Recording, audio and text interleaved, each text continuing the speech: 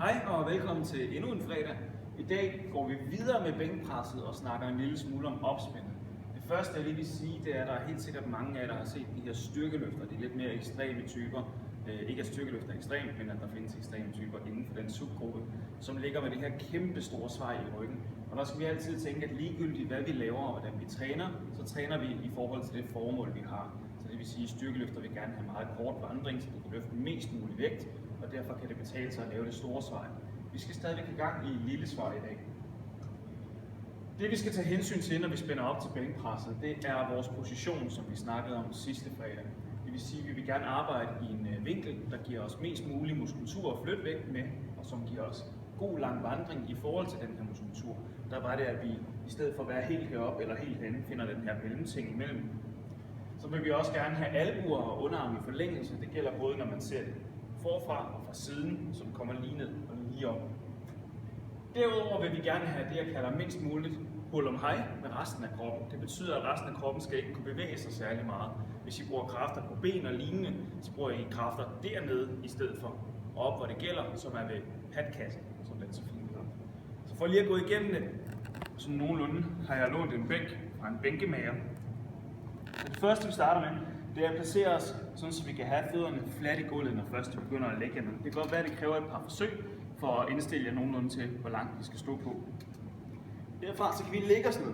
Når vi nu har fødderne her, så vil vi prøve at trække dem lidt længere op. Og det gør vi helt automatisk for et spænd hen over benene. Så når vi spænder i ballerne, så er der egentlig ikke noget hernede, der kan bevæge sig. Derudover vil vi gerne have det øvre ryg en lille smule af en nedadgående vinkel, så vi kan trykke den ned imod bænken. Så får vi helt automatisk det her lille lændesvej, som vi snakker om bagefter, ikke er farligt på nogen måde. Det gør også, at når vi så begynder at bevæge os automatisk ned og trykker den her øvre ryg ned i, så er vores albuer allerede halvt nede i den vinkel, vi gerne vil have. Når vi så ligger her med vægt, med et lille svej, vores ben er spændte, så tænker vi lige, at vi vil gerne have skulderbladene ned i ryggen og knækket længere ned. Så da vi snakkede bænkpres, der snakkede vi omkring det her med at knække stangen. Og der tænker vi op fra skuldrene af. Når vi kigger her lige frem, så kan I se, at jeg knækker ned og bevæger albuen, så er vi nede i den vinkel, vi gerne vil have, når vi bænker. Så fra den her position, skulderbladet tilbage, ned, knæk stangen en lille smule, og så bænker vi ned. Så underarmen er i forlængelse af selve stangen fra albuerne. Vi rammer det der sted i solar plexus i brystet, fordi vores bryst bliver trykket opad nu, samtidig med, at vi trykker skuldrene ned, og så presser vi op derfra. Så lige nu, fordi jeg har spændt ned for fødderne, så kan det ikke bevæge sig. Min overkrop ligger spændt fast ned i bænken, så det eneste, jeg skal koncentrere mig om, er at holde spændt i min ryg, så min skulderblad tilbage og ned, og flytte vægten, så jeg kan gå patkasse til en ordentlig matkasse.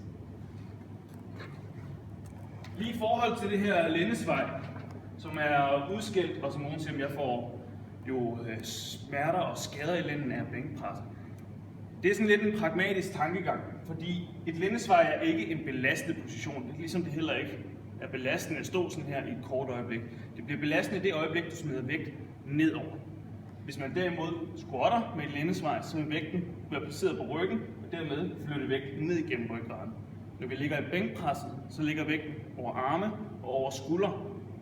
Så den belastende position vil være skuldermuskulatur og skulderled, og ikke lænden. Derfor kan I sagtens tage et lændesvej ind, som gør det, at det hjælper fra at ligge helt fladt her, til at få flyttet jer herhen, sådan så positionen i skuldrene bliver lige på den vej, til lige på hernede. Det var alt for i dag.